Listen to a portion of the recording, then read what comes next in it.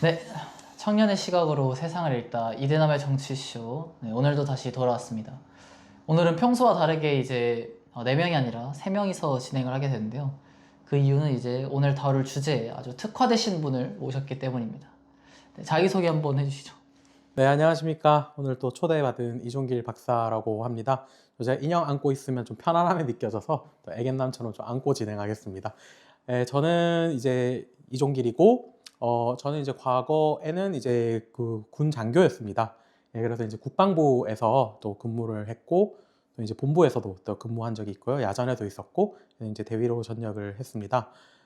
그리고 이제 오늘은 다양한 또 이렇게 국제적인 이야기를 나누려고 하는데, 그렇기 때문에 저 사람은 어떤 지식을 가지고 말하냐를 조금 설명드리기 위해 저의 아카데믹 백그라운드를 간단하게 좀 설명을 드리면, 저는 이제 북한학으로 박사를 우선 땄고요. 북한학은 이제 북한이라는 어떤 지역을 중심으로 여러 가지 국제적인 현상과 정치적인 현상을 분석을 하기 때문에 일종의 좀 종합학문이라고 보시면 되겠습니다. 학부에서는 러시아 어문학, 경영학, 그리고 또 석사에서는 또 이제 HR, 그리고 또 러시아 CIS 구소련권 지역학을 또 공부한 바 있습니다. 네. 네, 그래가지고 저희보다 훨씬 더 학술적으로 잘 알고 계시는 분을 모셨고요. 오늘 그래서 다룰 주제는 뭐냐? 최근에 아주 이란과 이스라엘, 미국이 전쟁을 벌이고 있습니다. 그래서 관련된 거를 여쭤보려고 하는데요. 그리고 또 그거랑 관련돼서 또 북한에 대한 이슈까지 한번 해보겠습니다. 근데 첫 번째로 지금 이란과 이스라엘, 미국 전쟁이 하메네이, 원래 아야톨라 네. 하메네이를 죽이고 이제 빨리 끝날 줄 알았는데 생각보다 이제 오히려 지도부가 결집해가지고 지금 뭐 장기화 될 것이다 라는 얘기가 있는데, 한번 이 국제 정세에서 특히 이제 권위주의 쪽을 많이 공부하셨잖아요. 네. 그쪽에서 이런 반발감이 왜 이렇게 심한지, 그리고 이게 진짜 과연 장기화가 될지 한번 궁금합니다. 네, 그럼 이제 또 편안하게 한번 주고받으며 대화를 좀 해봐야 될 것 같은데, 우선은 먼저 좀 기본 전제를 하고 싶은 게 있습니다. 일단 어떤 저희의 대화 분석이라는 거는 이제 사회과학적인 어떤 점을 보듯이 예측을 하는 학문은 아닙니다. 그렇기 때문에 이제 있는 현상을 사후적으로 해석하는 거는 물론 우수하고요. 다양한 이론과 케이스 스터디를 통해서 물론 어느 정도 예측은 할 수 있지만 분명히 틀릴 수가 있어요. 가령 우크라이나 전쟁이 날 거라고 예측을 한 러시아 학자들이 굉장히 적었습니다. 근데 아이러니하게도 소수 의견으로 있던 푸틴이 공격할 것이다 라는 게 이렇게 딱 이루어져서 그 소수 의견을 주장하던 학자들이 소위 이제 개를 탔죠. 예, 그런 의미에서 저도 뭐 이러니 저러니 이야기는 할 테지만 어떻게 뭐 보증할 수는 없고요. 하지만 뭐 일반적인 뭐 좀 카더라 하는 것보다는 조금 더 신빙성 있게 이야기해 보겠습니다. 일단은 장기적으로 좀 더 전쟁이 끌어갈 수 있다는 질문이신 거죠? 이제 그 생각하시기에는? 빨리 끝날 건지 아니면 장기화 될 건지 궁금합니다. 예, 일단은 저는 어느 정도 장기화 될 것 같다라는 예측을 먼저 언급을 하고 이제 빨리 끝나는 시나리오에 대해서는 조금 짧게 언급을 하겠습니다. 예, 지금 상황에서는 이제 빨리 끝난다는 거는 사실 트럼프의 용담밖에 없죠. 예, 트럼프가 뭐 이루어올 거를 우리는 그 어떤 펜타곤의 아주 내밀한 의사결정, 화이트하우스의 내밀한 의사결정을 모르지만 뭐 어쨌든 전략적 성과를 무언가를 이루었다. 우리는 혹은 이미 비용을 투입했지만은 이게 썬크 코스트로서 다 포기를 하고 이게 전쟁을 더 이어가면 손해일 것 같다라는 용단을 가지고 그냥 다음 주부터 그만하자 하면은 빨리 끝날 수 있어요. 근데 이거는 아마 트럼프의 용단에 달려 있는 거고 다른 이란이나 다른 요인들은 크게 작용하기 어렵다고 봅니다. 자, 그렇게 보면 이제 결국은 좀 길어진다는 측면에 저는 베팅을 할 수밖에 없는데, 일단은 이란이라는 시스템을 우리가 좀 살펴볼 필요가 있습니다. 여러분, 근데 그 미국이 과거에 이제 이런 어떤 중동 아프리카 국가를 이렇게 레짐 체인지를 위해서 쳤던 사건 중에 혹시 기억하시는 거 있나요? 뭐 이라크 전쟁. 이라크도 있을 거고. 네. 뭐였죠? 중동은 아니어도 이제 전 비슷한 게 베트남 전쟁이라고 생각하긴 하거든요. 네네, 또 있었고. 이제 또 우리가 한번 기억해봐야 될 거는 리비아 혹시 기억나십니까? 카다피. 네, 카다피. 예. 네. 근데 카다피를 축출하는 데까지는 이게 그렇게 긴 시간이 안 걸렸어요. 가령 이제 아시겠지만은 카다피도 이제 미국이 이렇게 그 레짐 체인지를 위해서 공격을 했고, 그리고 이제 한 8달을 버텼네요. 이제 자기 고향으로 숨어들었다가 이제 민병대 이제 소위 그 반카다피 세력으로부터 또 살해를 당하고 뭐 결국은 어떤 미국의 어떤 그 플랜이 성공을 했죠. 근데 그런 리비아는 사실 금방 무너졌습니다. 그러고 나서 이제 리비아가 이제 미국이나 혹은 처음에 그 어떤 레짐 체인지가 의도한 대로 잘 되었냐는 뭐 솔직히 실패적이기는 해요. 리비아가 지금 수도도 굉장히 혼란스럽고 여전히 이게 수십 10년이 넘게 어떤 것들이 회복되지 않고 있는데, 자 그러면 이제 이란과 리비아의 차이는 무엇일까요? 리비아는 왜 그렇게 이렇게 무너지고 지금 이란은 어떻게 보면 잘 버티고 있잖아요, 그죠? 뭐 물론 며칠밖에 안 됐지만 이제 잘 오래 갈 것이다라고 예측을 하는 그 근거가 있을 텐데, 예. 일반인 입장에서 보면은 그냥 거기는 이제 신정 정치여서 신앙심이 깊은가 약간 이런 일차원적인 생각? 아 재밌는 접근입니다. 이거 정신승리 중요하죠. 믿습니다 이러면서. 아 맞습니다.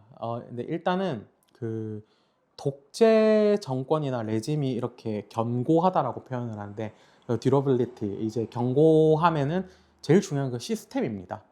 일단은 리비아는 시스템이 빈약했어요. 카다피가 40년가량 독재를 하면서 일종의 카다피라는 스타 플레이어 한 명에 의존하는 정치 시스템을 다 만들어 놨어요. 그래서 이제 소위 말해서 어떻게 보면 이제 그 혁명이 두려워서 이제 군이라든지 여러 무력기관에도 힘을 그렇게 많이 뺐다는 그런 이야기들을 제가 많이 봤거든요. 그래서 이제 카다피 사후의 시스템에 대해서 뭐 그렇게 자기가 죽을 거라 예측도 못했을 거고 뭐 그렇게 이제 탄탄하게 해놓지는 않았는데, 이란은 좀 다릅니다. 이란은 굉장히 탄탄하게 모든 것을 설계해 놓고 있습니다. 일단 우리가 잘 알고 있는 그 혁명수비대가 있죠. 여러분, 근데 혁명수비대는 혹시 그 일반 국군이랑 비교해서 어떤 조직이라고 느껴지시나요? 무장을 갖고 있고 막 이런데. 네이밍만 보면은 진짜 이 수뇌부를 위해 뭐든지 할 것 같은 저돌적인 느낌이 들긴 합니다. 네, 맞습니다, 맞습니다. 이제 보통 이제 그 나치 독일 때 보면은 이제 국방을 지키는 걸 목표로 하는 국군이 있고, 어떻게 보면 이제 정권을 수호하는 SS 친위대가 있었잖아요. 이게 이제 수호의 주된 대상이 다른 건데, 혁명 수비대는 말 그대로 이제 그 신정 체제의 그 모든 그 국가 시스템을 수호하는 게 혁명 수비대. 근데 그거에 이제 무력적인 방법을 크게 동원하는 거죠. 그 다음에 이제 그러니까 북한으로 치면 이제 인민군이 있지만 또 이제 그 호위사령부가 있잖아요. 완전 이제 김정은만을 보위하는 것을 중심하는 또 보위사령부가 있는 것처럼, 일종 이거는 이제 그 신정 체제와 그 신정 체제를 둘러싸고 있는 코어 엘리트를 보호하는 조직이 혁명수비대거든요. 근데 얘네들이 단순한 무력 조직이느냐? 그렇지 않습니다. 얘네들은 이란 경제와 정치 권력을 좌지우지하는 그런 이제 러시아나 소련으로 치면 일종의 굉장히 실로비키 그룹입니다. 그래서 얘네들은 경제권과 어떤 정치적 어떤 인사권을 굉장히 강하게 가지고 있다고 평가를 하기도 해요. 자, 그렇다면 자, 한번 봅시다. 그 이란이라는 굉장히 거대한 시스템에서 일단 이 호메네 이름이 좀 헷갈려요. 가끔 호메네인지 하메네인지 외국어라서. 어쨌든 이제 이 수장이 있어요. 근데 모든 어떤 시스템에는 수장이 중요하기는 해요. 그래야 일단 교통 정리도 하고, 소위 말해서 어떤 결재권자로서 어떤 분쟁이 이렇게 그 강성 그룹들끼리 좀 이율이 잘 배분될 수 있도록 또 노력을 하는 독재자로서의 역할이 있죠. 그렇다면 이 혁명수비대를 비롯한 이 강력한 시스템이 지배를 하고 있는데, 이 독재자 한 명이 죽는다고 해서 이 시스템이 쉽게 무너질까요? 어떻게 이제 그거는 좀 우리가 한번 상상을 해볼 수가 있습니다. 지금만 해도 뭐 우리가 또 스폰킬이라고 누가 좀 우스꽝스럽게 표현을 하는데, 이제 그 처음 이제 이렇게 트럼프가 작전으로 이제 제거를 하고, 거기 이제 또 위원회가 있습니다. 이제 그 다음 지도자를 선출하는 일종의 그 헌법 기구가 있어요. 그게 한국어로 번역을 하면은 뭐 전문가위원회, 뭐 무슨 위원회라고 이렇게 있는데 한 80명 가량으로 이루어져 있습니다. 여기서 또 그 호메네이 아들을 또 바로 2대 지도자로 선출을 했습니다. 우리가 상상을 해보면 만약에 그 아들도 지금 또 공격을 당해서 이제 엄청 위중한 상태라고 하는데, 그럼 2대를 죽였어요. 그 3대가 또 안 나올까요? 또 나옵니다. 그런 식으로 뭐 거의 뭐 지금 이제 보시는 아주 어린 세대분들이 이제 스타크래프트가 익숙하진 않겠지만 뭐 롤로 쳐도 계속 스폰되는 거예요. 저글링만. 예, 맞습니다. 저글링 마냥 이제 이거 약간 저는 또 2030의 30인데 30식 표현으로는 스폰되고 또 20식 표현으로는 또 우리 롤에서는 또 그죠? 이제 다시 이렇게 리젠 되는 건데요. 물론 그건 있습니다. 이제 가장 큰 권력과 안정적인 독재를 추구하고 잘 장악하고 있던 1대가 죽게 되면 2대, 3대는 그만한 장악력이 없기 때문에 명분은 유지되지만은 굉장한 내분이 생겨요. 왜냐하면 이란이든 북한이든 어떤 그 독재 체제 안에는 큰 이권이 있습니다. 그 이권을 이 코어 엘리트 그룹들이 나누어 가지고 있어요. 각 파들이 있을 거 아니에요. 뭐 무슨 파, 뭐 호메네이파, 뭐 아니면 무슨 뭐 후세인파 뭐가 있을 거 아니에요. 그러니까 이런 것들이 조율이 되지 않기 때문에 이런 레짐은 견고하지만 리더가 바뀌게 되면 내분의 위험이 있는 것은 사실이지만 원점으로 돌아와서 뭐 지도자 한두 명이 죽는다고 해서 쉽게 무너지지는 않습니다. 그래서 그것이 이제 일종의 하나의 그 신정 체제, 리더와 그거를 뽑는 어떤 전문가 그룹과 그거를 수호하는 어떤 혁명 수비대와 또 그것을 비호하고 있는 각종 보안 그룹들, 정보 그룹들이 산재해 있기 때문에 아마 그 핵심 코어 엘리트, 혁명 수비대만 해도 수백만 명으로 알고 있는데 쉽게 무너지지 않을 겁니다. 그들이 결사항전을 택하면 오래 갈 겁니다.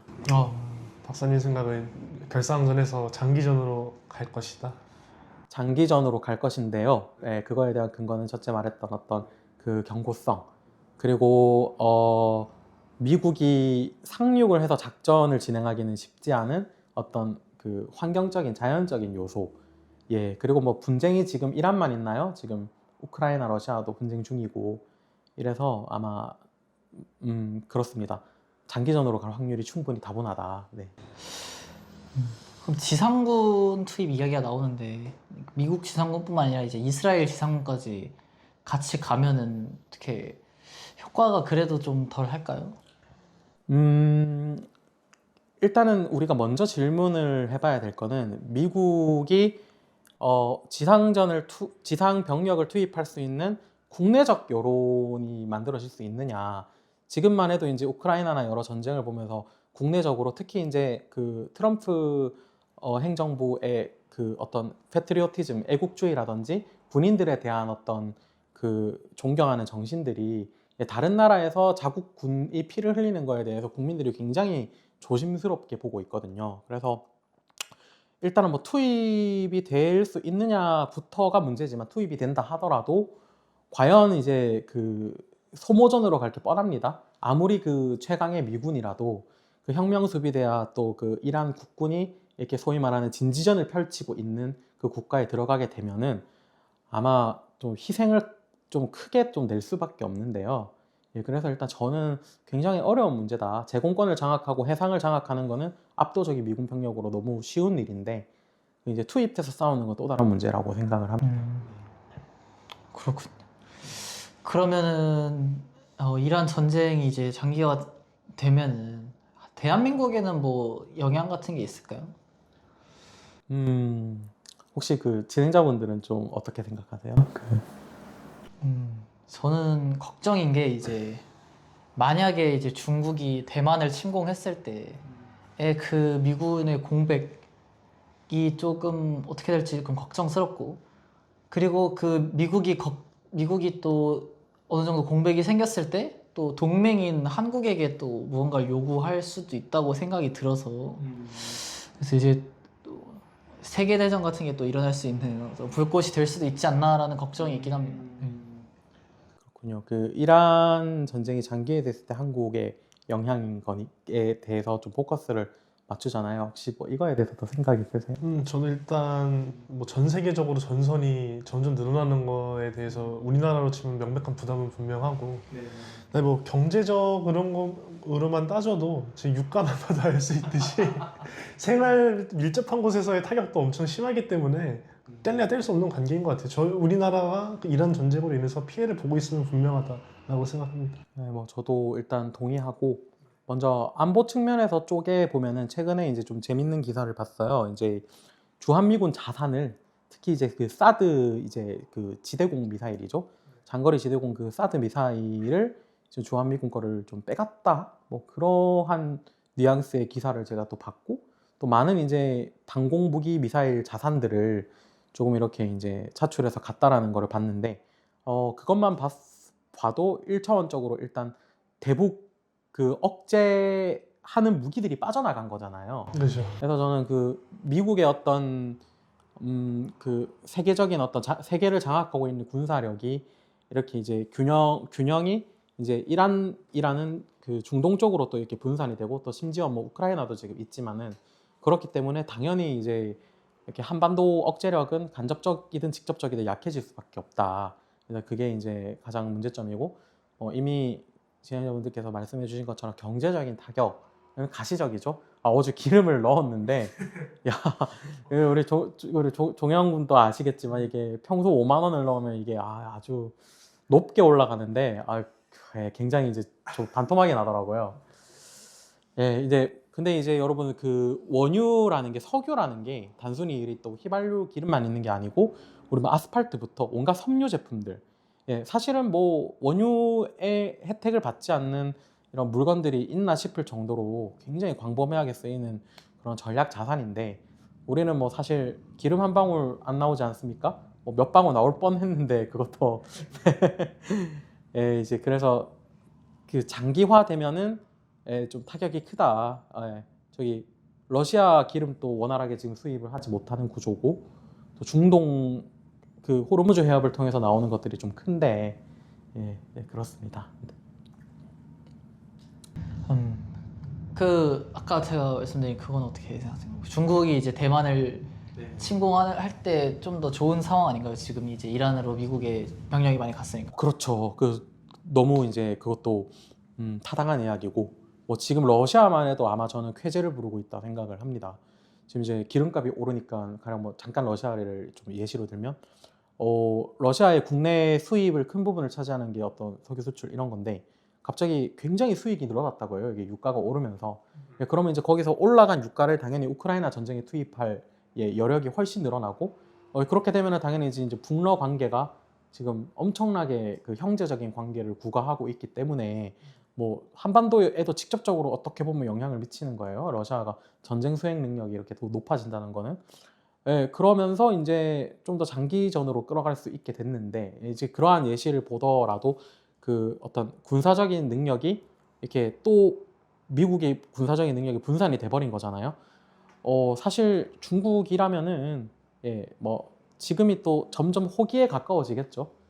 호기에 가까워진다 생각을 하지만 물론 진짜 공격할 것이냐 그거는 이제 또 별도의 논의 주제인 것 같기는 합니다. 네. 중국 입장에서 이득이긴 하다. 아무래도 반미 연대라고 좀 표현을 하고 싶은데 이란, 중국, 뭐 러시아 이런 권위주의 국가들이 반미 연대이기 때문에 항상 유리하죠. 지금 우리 그 1극 체제, 다극 체제 이야기는 들어보셨죠? 이제 미국을 중심으로 세계 패권을 미국이 장악을 하고 있던 그 1극 체제가 있습니다. 우리 대한민국한테는 사실 여러 견해가 있지만 저는 명백히 1극 체제가 굉장히 유리하다고 생각해요. 그래서 미국이 롱 리브 더 킹 할수록 한국은 그 소위 말하는 낙수 효과를 많이 받는다고 생각을 하는데 그 현상을 부수고 싶어 하는 것들이 소위 말하는 지역 패권 국가들, 중국, 러시아 이런 국가들인데 그래서 이러한 구도를 이제 깨어가는 현상이 발생할수록 당연히 중국, 러시아 등 지역 패권 국가 그리고 세계 패권에 도전하고 싶어하는 중국 같은 국가한테는 유리하죠. 좋은 소식이기도 하고. 네. 그러면은 또 러시아한테 유리하다고 하셨으니까 또 러우 전쟁을 또 끝내려고 막 트럼프가 협상안을 막 가지고 와서 서로 이야기하고 있는데 잘 안 되고 있잖아요. 혹시 그 러우 전쟁은 혹시 언제쯤 끝날 거라고 생각하시나요, 혹시? 이것도 참 앞전에 뭐 많은 학자들이 전쟁이 안 날 거라 예측을 했던 것들이 배신을 당하고 전쟁을 난 것처럼 저도 쉽사리 이렇게 단정하기는 어렵지만 일단 시나리오를 한번 세 개로 봅시다. 그 첫째, 혹시 이번 전쟁 우크라이나 러시아 전쟁에서 좀 누가 이길 거라 생각을 하세요? 이 이길 거라는 단어가 참 모호하기는 한데. 네. 전 이득을 보는 쪽은 러시아가 될 거라고 생각하고 있는데 네네네네. 그냥 이유는 국력의 차이도 분명히 존재하고 장기적으로 봤을 때 이제 우크라이나 국내 여론도 매우 안 좋아지고 있고 그 현직 대통령에 대해서도 그다음에 트럼프 대통령이랑 푸틴 대통령이 약간 브로맨스처럼 밀착하고 있는 것도 이유 중에 하나라고 생각합니다. 만약 종전을 하더라도 러시아한테 유리한 쪽으로 끝나지 않을까 제 개인적인 생각은 그렇습니다. 휴전안만 봐도 이미 점령한 지역에 대해서 이제 러시아의 통치권을 막 인정해라 이런 내용이 많아가지고 저도 이대로 끝나면 또 러시아가 이득을 보지 않을까 싶긴 합니다.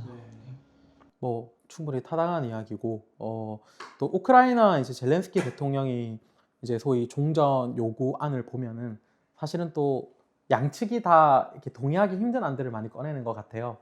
이제 우크라이나 입장에서도 뭐 이 나토 가입과 뭐 지금 이제 이렇게 너네들이 강제로 점령하고 있는 어떤 영토에 대한 요구라든지 예, 그렇게 하는데 자 일단 우리가 국제 관계를 이야기하니까 지금부터는 감정적인 당위를 이야기하는 건 압니다. 저도 뭐 소위 예전에 뭐 김정은 개새끼 해보세요 하는 것처럼 이제 푸틴 개새끼 하고 시작해야 될지는 모르겠는데 자 일단 한번 살펴봅시다. 자 우크라이나가 일단은 전쟁에서 승리할 확률은 사실은 높지는 않다고 봅니다. 근데 물론 여기서 예외는 나토, 예, 나토와 이제 미국이 갑자기 적극적인 어떤 엄청난 군사 지원을 한다. 특히 미국이 막 직접적으로 막 미군까지 이제 파견시키면서 뭐 그런 어떤 가정과 우연들이 겹친다면은 승리할 수도 있겠죠. 근데 이제 그렇게 되면 물론 러시아가 이제 세계에서 또 가장 많은 핵을 가지고 있는 국가이기 때문에 참 이게 전략 무기 앞에서는 선택지들이 많이 이렇게 줄어들기는 하는데 뭐 그렇다고 이제 모스크바를 공격할 수 있죠. 근데 왜 또 우크라이나나 이런 이제 그 대치하고 있는 국가들이 함부로 또 모스크바를 이렇게 강경하게 공격을 하지 못하냐면 그런 것들이 전부 이제 핵이라든지 갖고 있는 그런 억제 수단들 때문에 쉽사리 그런 선택을 하지 못하는 겁니다. 여기서 이제 우크라이나가 이길 확률은 좀 요원해 보이는데 자 그러면 첫 번째 러시아 승리 시나리오가 있습니다. 이제 전략적인 달성을 이제 마치고 지금 점령지를 중심으로 이제 종전을 하는 건데 만약에 올해 그렇게 될 확률은 저는 좀 적다고 생각을 해요. 근데 이제 너무 많은 병력들이 소모가 돼 있는데 한 합산 200만 명 정도 죽었다고 하는 통계도 있고요. 우크라이나와 러시아군이 좀 더 많이 죽었다는 통계도 있고 이거는 또 공격자와 방어자의 딜레마라는 게 있습니다. 공격자가 조금 더 많은 희생을 내기는 해요. 이때까지 어떤 통계나 군사 역사적인 거를 바라보면 그래서 러시아가 더 많이 죽었다라는 거는 일견 또 타당한 이야기일 수도 있고요. 근데 이제 둘이 이렇게 소모전이 지속이 된다면 전쟁을 할 여력이 양국이 다 떨어져서 소위 말하는 둘 다 드로우 돼버리는 어떤 시나리오 첫 번째. 그게 아마 한 올해 말에서 내년이 될 수도 있고요. 그 다음에 이제 두 번째는 이거는 러시아의 군사 전문가가 직접 한 이야기이기도 한데 러시아어로는 이제 제가 러시아어를 조금 할 줄 압니다. 이제 까라이스카야 제나리아 해가지고 이제 영어로는 코리아 시나리오 해서 한국 시나리오처럼 끝날 것이다라고 하는 예측도 또 우세해요. 한국 시나리오라는 게 또 어떤 걸까요? 지금 영토대로 그냥 나누고 끝나는 건가요? 그럼 끝나지만 그 예를 들어 대한민국은 지금 전쟁이 끝났습니까? 휴전. 그렇죠. 휴전이고 뭐 물론 이제 우크라이나 러시아처럼 어떤 실질적인 열전이 이루어지고 있는 건 아니지만 뭐 가끔 저 미치광이가 이렇게 막 우리 뭐 폭침도 하고 예 뭐 이렇게 실제로 우리 저기 공격하기도 하고 연평도를 공격한 것처럼 예 그런 식으로 이제 끊임없이 어떤 분쟁들이 이제 계속 이어지고는 있죠. 그래서 아마 우크라이나 러시아도 이게 6.25 전쟁 시나리오처럼 끝날 것이라고 예측하기도 해요. 러시아 스스로도. 예, 그렇게 되면은 이제 지금은 이제 그 돈바스 지역부터 해서 러시아가 점령한 지역을 중심으로 하나의 좀 휴전선이 끊어지는 거죠. 그럼 거기서 이제 어떤 장기 휴전 상태에서 아마 영원히 평화롭게 휴전이 유지하느냐 그럴 것 같진 않아요. 거기도 계속해서 국지전이 발생할 것 같고요. 그래서 이제 그런 한국 시나리오도 끝날 확률을 조금 크게 점치고 있습니다. 근데 그렇다고 해서 이제 또 러시아가 완전히 어떤 우크라이나를 굴복시켜서 뭐 승리를 하느냐 그거는 이제 러시아와 우크라이나만 지구상에 존재한다면 그럴 수가 있는데 국제관계라는 건 어떻습니까? 굉장히 이게 거미줄처럼 엉켜 있습니다. 그래서 아마 러시아도 자기가 원하는 대로 이제 100% 관철시키는 어떤 그 결과를 내기는 힘들 것이다. 그래서 저는 개인적으로는 좀 한국 시나리오처럼 끝나지 않을까 감히 좀 예측을 해보고 있습니다. 네. 그러면은 이번 년도 말 아니면 내년 초 그쯤 예상하시는 건가요? 예, 뭐 쪽지게처럼 예상하기는 어렵지만 그래도 막 한 내년쯤 되면 얘네들도 어느 정도 하다 못해 좀 러시아에 그래도 조금 유리한 방향으로 어쩔 수 없이 휴전이 되지 않을까라는 생각도 들고요. 네. 이 예측이 개탈 수도 있죠. 뭐. 그렇죠. 그러면 또 저는 이제 초보 박사인데 갑자기 학계의 이름을 알리게 되는 겁니다. 저가 매수를 했습니다. 그러면은 저희는 또 이제 또 북한이랑 맞대고 있으니까 또 북한 얘기를 또 안 여쭤볼 수 없죠. 또 북한학 박사시니까 이런 것들을 보면 또 뭐 다음은 김정은이다, 뭐 이란 화면에 준 거 보고 뭐 베네수엘라, 이란, 그 다음에 이제 북한이다, 뭐 이런 얘기들이 있는데 저희가 봤을 때는 그렇게 될 것 같지는 잘 모르겠는데 한번 어떻게 생각하시는지, 그리고 왜 그렇게 생각하시는지 한번 궁금합니다. 그럼 이제 소위 말하는 김정은이 참수 작전을 당할 확률이 있느냐라는 좀 질문으로 제가 들어도 될까요? 네. 네, 그러면 제가 이러니 저러니 풀기 전에 혹시 진행자분들 견해는 좀 있으십니까? 저는 안 할 것 같은데요. 못할 걸 떠나서 그냥 미국이 안 할 것 같아요. 그러니까 그 하는 주체는 어쨌든 그런 미국인 거죠 일단은. 네.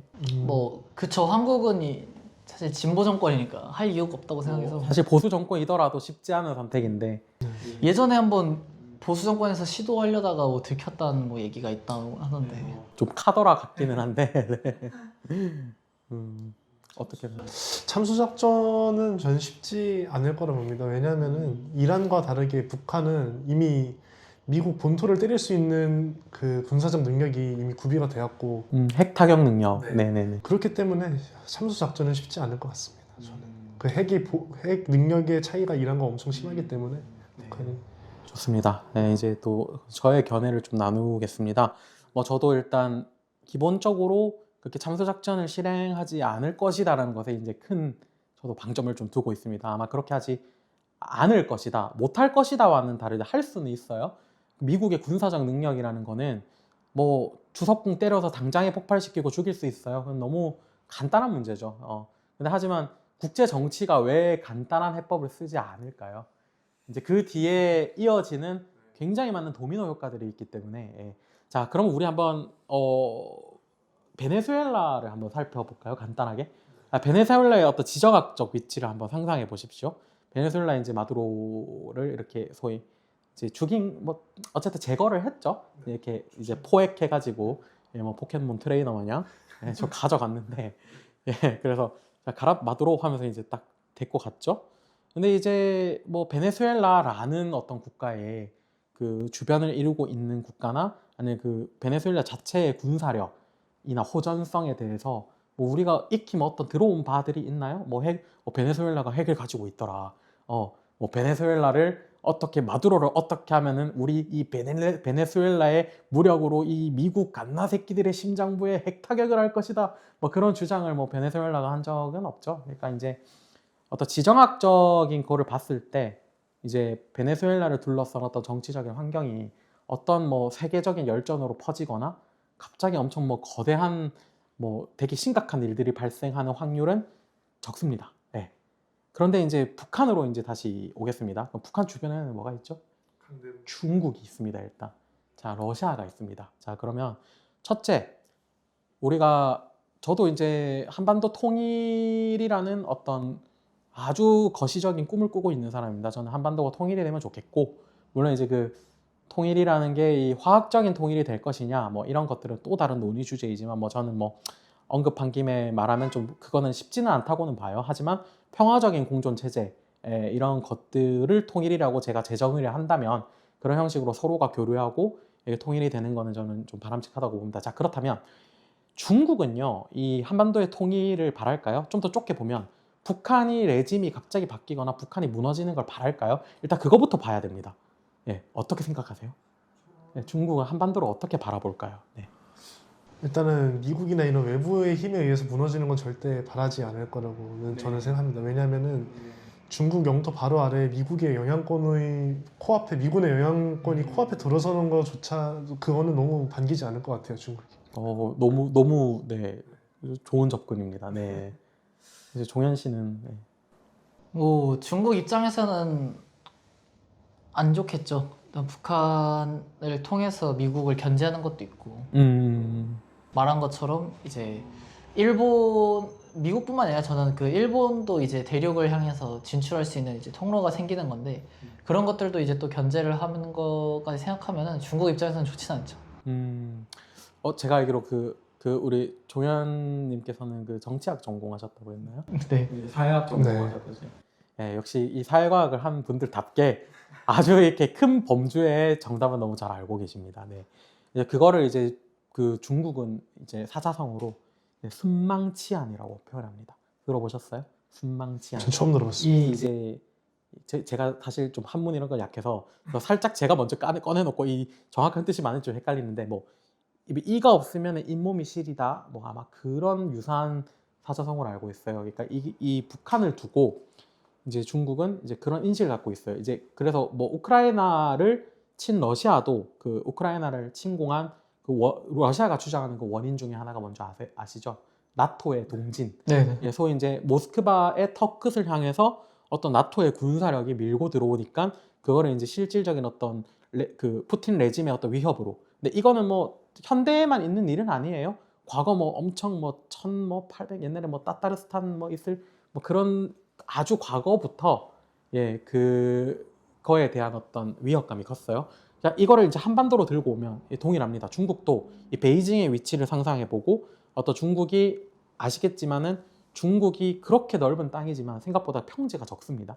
예, 그리고 이 소위 말하는 성급 혹은 베이징과 같은 이제 초거대 대형 그 어떤 그 성이라고 하나요? 어쨌든 그런 이제 도시들이 이게 해안을 따라서 좀 나 있거나 일부 평지에 나 있는데 그런 위치를 생각했을 때 이게 말씀하신 것처럼 이 국경에 미군 예를 들어서 이 북한이 지금 버퍼존 역할을 해주고 있습니다. 근데 이것이 이제 만약에 그 김정은이 우리가 아까 참수작전 이야기를 하다가 여기까지 간 건데 왜냐면 이 이해가 있어야 되기 때문에 제가 조금 크게 말하는 겁니다. 예, 그래서 이 북한이 무너졌을 때 소위 이제 베이징과 중국 이익 전체의 안보로 위협을 당하는 구도가 즉시 형성이 될 수가 있어요. 아까 특히 이제 원정현 군이 말씀을 잘 해주셨는데 그 일본도 만약에 이 중국을 직접적으로 위협을 할 수 있다면 우리가 뭐 역사적으로는 한국과 일본이 뭐 이렇게 어떤 미묘한 감정이 있을 수 있지만 어떤 현대적인 실익을 공유하는 명백한 파트너거든요, 일본은. 그래서 어떤 극단적인 사태가 일어났을 때는 분명 한국과 일본은 연합을 할 겁니다. 그리고 베이징이 항상 두려워하는 거는 한국과 일본과 미국이 연합을 했을 때 충분히 베이징을 타격하고 점령할 수 있다고 생각을 합니다. 중국이. 그래서 걔네들이 그 내해 방어 훈련을 가끔 하거든요. 막 러시아랑 또 뭐 연합해서 뭐 바다에서 훈련도 하고 하는데 그런 것들도 조금씩 염두를 안 해뒀다면 거짓말이에요. 예, 그래서 어떻습니까? 우리 이렇게 논의를 하니까 이 참 중국이 싫어하겠죠? 즉 이제 김정은을 참수하고 레짐 체인을 시도한다는 거는 푸틴이 우크라이나 이제 키예프를 공격한 것처럼 이제 동일하게 중국이 어떠한 무력적 개입을 유도할 수 있는 트리거가 될 수 있죠. 북한만의 문제가 아닌 겁니다. 이제 그래서 그 베네수엘라의 마두로를 체포한 것과 이 북한에 있는 김정은을 제거하는 거는 어떤 그 지역의 어떤 화약고 문제, 어떤 그게 초래하는 도미노 문제의 수준이 다른 겁니다. 예, 저는 그런 의미에서 자유주의자이자 굉장한 민주주의자인 제가 뭐 김정은 볼 때마다 저 토실토실한 것을 어떻게 참 인민의 해방을 위해서 좀 잘못되면 좋겠다는 상상을 할 때가 없지는 않은데요. 예, 그렇습니다. 이 거대한 어떤 전쟁과 그것이 초래하는 국제적인 문제를 했을 때 미국이 그렇게 제거하지 않을 겁니다. 예, 못과 아는 차이가 있죠. 예, 제거할 수 있는 군사적 능력은 충분합니다. 예, 그러나 아마 제거하지 않을 겁니다. 네.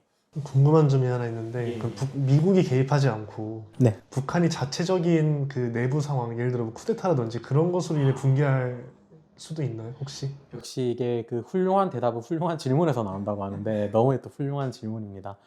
아주 좋은 질문. 자, 여러분들 그 좀 제가 재밌는 질문을 하나 할게요. 자, 여러분 이제 미리 전제 드렸지만 저는 민주주의자고 북한 인민의 해방을 원합니다. 자, 지금은 이제 그 학술적인 논의예요. 자, 우리 남한이란 표현한 거 대한민국이지만 보통 학술적인 대화를 할 때는 남한 북한이라고 이렇게 동등한 단어를 사용해요. 그래서 이 남한의 입장에서 북한 예. 김정은 레짐이 잘 버티는 게 좋을까요? 아니면 이렇게 무너지는 게 좋을까요? 정답은 없지만 여러분 생각은 예. 어때요? 어렵네요. 왜냐면 좀 감정적으로 말해도 돼요. 학술적이지 않아도 돼요. 왜냐면 이게 어느 방향에서 보냐에 따라 좀 다를 것 같은데 통일을 지향할 때는 이제 명분이 생긴 거니까 어느 정도 좋을 수도 있다라고 생각하지만 근데 또 무력 충돌의 가능성이 생길 것 같아요. 왜냐면은 무조건 대한민국 대통령은 그 북한 체제 안정을 위해서 군대를 보내야 될 거거든요. 그 지도부가 무너지면 주민들을 또 헌법상 우리나라 주민들이니까 명확합니다. 네. 그래가지고 또 군대를 또 보내야 되는데 그러면 또 중국이 이제 만주 쪽을 또 먹기를 원해가지고 그쪽에서 좀 중국과 한국의 충돌이 있지 않을까 싶어서 그렇게 좋은 일이라고 단정은 할 수 없을 것 같아요. 왜냐하면 또 우리나라에 또 다른 안보 리스크가 생기는 거기 때문에 특히 북한과 중국은 둘 다 핵을 가지고 있지만 그래도 이 주먹의 크기가 다르잖아요. 맞아. 중국의 주먹은 훨씬 크단 말이에요. 그래서 그거를 마주하는 게 좀 부담이 좀 돼서 지도부가 무너지는 건 그렇게 호재 같지는 않네요, 제 생각에는. 그럼 안보 리스크를 좀 걱정을 하시고 그죠? 뭐 또 견해가 있으신가요? 저도 비슷은 한데 딱 상상의 나래를 펼쳐가지고 북한이 쿠데타로 무너졌다라고 딱 상상을 해보니까 가장 먼저 생각나는 게 약간 나당 전쟁이 좀 생각났어요. 네네네네. 이거 나당 전쟁은 이제 당나라랑 신라 이 두 개 나라밖에 없었는데 아까 말씀해 주셨듯이 그 주위에 있는 국가들 있잖아요. 미국, 일본, 대한민국, 중국, 러시아 이런 국가들이 그 만약에 통제 불능 상태라면 북이 그걸 땅덩어리 나눠 먹으려고 머리를 굴리지 않을까? 약간 이런 생각이 들면서 이것도 굉장히 또 중요한 말씀이고요. 네. 그래서 대한민국한테는 엄청난 혼란이 찾아올 것임은 분명할 것 같아요. 맞습니다. 그러면 이제 너무 다들 중요하고 어느 하나 오답인 게 없는 대답이시긴 해요. 그러면 하나하나 우리가 조각을 맞춰가면서 조금 논의를 해보면 좋을 것 같아요. 자, 그렇다면 우리 첫 번째 질문이 뭐였죠? 죄송해요. 바로 처음으로 돌아오는 이제 그 북한이 내부적으로 쿠데타로 무너질 수가 있냐. 네. 자, 무너질 수가 있느냐랑 그게 이제 무너지면 또 좋은 일일까 나쁜 일일까 그것까지 좀 확장해서 그다음에 일단은 뭐 무너지기는 당장에는 저는 어려워는 보여요. 그 이제 북한이 지금 세계에서 가장 오래된 독재 국가인 걸 아시나요? 이제 이게 몇 년 전에 깼어요. 원래 소련이었는데 그게 한 3, 4년 전인가 이제 기록이 깨졌어요. 예, 갱신했습니다. 북한이 세계에서 존재하는 가장 오래된 독재 국가입니다. 이제 기네스입니다. 1등입니다. 네, 1등인데 자 그러면 이 북한은 거지 나라예요. 명백합니다. 못 사는 나라예요. 이제 그 경제 수준을 특히 제미나이나 이런 이제 요새 리서치 툴이 괜찮아요. 거짓말도 많이 하지만 좀 보통 통계적인 거는 잘 말하는데 보통 경제 수준이 지금 뭐 미얀마, 네팔 정도 이야기하는데 그러니까 생각하는 것보다는 조금 잘 살고 이 이야기도 뭐 나중에 할지 모르겠어요. 근데 이제 뭐 우리가 바라보는 것처럼 거지 국가는 맞는데 못 사는 국가는 맞는데 못 사는 애들 중에서는 좀 잘 사는 편이에요, 북한이. 이제 소위 저 하급지에서는 좀 좋은 집에 산다. 그런 건데 북한은 그렇게 오래 살아남을 수 있는 건 경제력이 아니고 강압 체제입니다. 그 강압 체제라 하면 무력 기관들 있잖아요. 그 이제 김정은을 보위하고 있는 그런 어떤 무력 기관, 혁명수비대처럼 이것도 어떻게 보면 이란이 어떻게 저렇게 버틸 수 있느냐랑 맥락을 좀 비슷하게 할 수도 있어요. 그리고 그 감시 체계, 그리고 끊임없는 프로파간다 교육 체계, 이러한 3기둥, 이러한 3개 기둥이 경고할 때 그 독재 체제는 오래 간다라고 예전에 제가 2020년도에 읽었던 그 Revolution and Dictatorship이라는 그 프린스턴 대학교에서 나온 어떤 학술적인 책이 있어요. 거기서는 이제 이 세 가지 강압적인 무력과 이제 그 혁명 전통과 그 이제 이 사람들을 끊임없이 세뇌 교육할 수 있는 교육 체제가 견고할 때 독재는 오래 간다고 이야기를 해요. 근데 여기서 제가 이야기 안 한 게 뭐죠? 경제입니다. 경제는 생각보다 독재 체제 자체를 유지하는 거에만 집중해 보면 영향을 안 미치진 않지만 아주 1등 영향은 아닙니다. 이거는 조금 통설과는 반대일 수 있어요. 그러니까 국민은 굶어 죽어도 레짐은 유지할 수 있어요. 일단 그런 측면에서 북한은 무너지기는 쉽지 않을 겁니다. 너무 견고해요. 그 장치가 너무너무 견고해서 혁명이 일어날 확률은 저는 굉장히 적다고 생각을 합니다. 자, 그렇다면 이제 시나리오는 혁명이 일어나서 내부적으로 무너졌을 때 이게 좋은 거냐 우리나라한테. 이건 자 주류 학자들의 이야기 의견들이 다르지만 어떤 그래도 굉장히 보수, 여기서 말하는 보수는 뭐 정치적인 보수는 아닙니다. 어떤 보수적인 학술적 견해를 갖고 있는, 보수적이라는 건 뭐죠? 급격한 어떤 레짐 체인지나 현상의 변화를 하는 것보다는 자연스러운 변화들을 이야기하는 건데, 여러분 지금 북한이 무너지면 우리가 그거를 일단 첫 번째 남한이 감당을 할 수 있을까요? 감당을 할 수 있을까요? 쉽지 않을 것 같습니다. 예, 일단 어떤 현상이 일어날까요? 북한이 무너졌다. 오늘 무너졌어. 그럼 내일부터 이제 어떻게 될까? 일주일, 2주 동안 이 예상을 해보면 그 수많은 북한 쪽 강원도 사람들과 이 접경에 있는 많은 북한 주민들이 어떤 풍요를 찾아서 DMZ를 넘어오지 않겠어요? 무너졌는데 엄청난 난민들이 몰려들어올 겁니다. 아, 여러분 지금 쉬었음 청년들도 감당이 안 되는데 이제 북한에서 못 먹었음 청년들까지 몰려오면 예, 이게 쉬었음의 문제가 아니고 이제 못 먹었음 청년들까지 이렇게 밀려오면 그 이제 쉬었음 청년 플러스 쉬기도 하고 먹지도 못했음 청년 몇백만을 우리는 감당을 할 여력이 없습니다. 첫째, 우리나라는 감당할 수 없어요. 예. 그렇다면은 두 번째로는 그 안에 이제 전부 김정은에 반대하는 세력만 있었을까요? 아니죠. 예, 굉장히 또 찬성하는 세력들과 많은 또 무력 집단들이 있지 않습니까? 아마 끊임없이 소용돌이 치는 내전 속으로 빠져들 겁니다. 그래서 그 학계에서는 뭐라고 하냐면은 김정은을 두고 롱 리브 더 킹이라고 말합니다. 롱 리브 더 킹. 김정은이 오래 살수록 우리나라에는 아이러니하게 유리합니다. 왜? 많은 것들을 준비할 시간을 벌 수가 있고요. 김정은이 죽더라도 좀 안정적으로 죽어야 합니다. 천천히 조금 더 발전시키고. 여러분들 북한 발전되는 게 좋은 일일까요? 나쁜 일일까요? 우리한테? 뭐 적인 관계에선 나쁘죠. 뭐 그런 견해도 충분히 그럴 수 있다 봅니다. 뭐 경제력의 상승은 자연스럽게 군사력의 상승으로 이어지는 건 팩트니까요. 네. 저도 동일하게는 생각합니다. 경제 성장이 뭐 북한 주민들한테는 뭐 좋을 수도 있겠는데 이제 대한민국 국민으로서는 이득은 저는 아니라고 생각합니다. 통일을 할 거면은 근데 성장은 해야죠.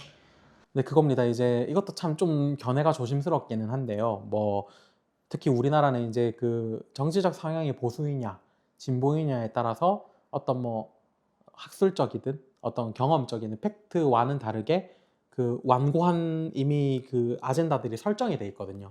그래서 저도 이제 어느 정도 좀 자유시장을 지지하고 보수적인 견해에 가까운 것들을 많이 이렇게 생각을 하는 입장에서 조심스럽긴 한데, 근데 이제 한반도의 어쨌든 궁극적인 어떤 그 평화, 뭐 그것이 군사적인 억제를 통해서 그 다가오는 평화가 됐든 아니면 뭐 시스템적으로 잘 합의가 된 평화가 됐든 서로 어쨌든 공존하는 체제로 가야 된다는 거는 혹시 이견의 여지가 없지 않습니까? 뭐 북진 통일을 해야 된다라고 강경하게 주장하는 분들이 있다면 예, 존중합니다. 예, 그거에 대해서는 평가하지 않을게요. 근데 그러한 어떤 급격한 레짐 체인지를 바라지 않는다면 어쨌든 가장 좋은 거, 북한이 지금 좀 불편한 현실이지만은 핵을 갖고 있어요.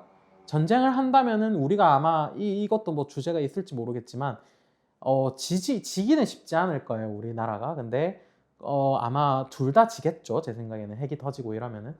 예, 그래서 이 둘이 어차피 평화 공존을 해야 될 수밖에 없는 상황이 조성이 된다면 북한 또 쉽사리 또 그렇다고 대한민국을 지들이 조금 더 잘 살아지더라도 저는 뭐 대한민국 칠 정도로 압도적으로 그렇게 된다고는 상상하지 않아요. 그래서 평화 공존을 위해서는 북한이 잘 살아지는 것도 나쁘진 않았습니다. 예. 왜냐면 걔네들이 또 주민들이 더 잘 먹게 되면은 자연스럽게 민주화를 요구하는 열망이 GDP가 한 3,000불에서 5,000불 정도로 오면은 민주화 운동이 일어난다는 어떤 연구도 있어요. 예, 중국의天安門 사건이 일어났을 때에도 중국이 어느 정도 성장을 하니까 민도가 높아져서 또 이렇게 민주화를 요구했다는 그것도 있거든요. 네. 그래서 이제 뭐 원점으로 돌아가면 뭐 쉽게 무너지지 않을 것이다. 근데 지금 상황에서 무너지면은 정말 남한한테는 이게 그 카타스트로파, 러시아어로는 카타스트로파니까 어떤 사고, 그 굉장히 큰 비극이 될 것이다, 라고 생각을 합니다. 이 쉬었음 청년도 감당 못하는 우리가 배고픔 청년까지 어떻게 감당을 하나. 예. 네. 그러면은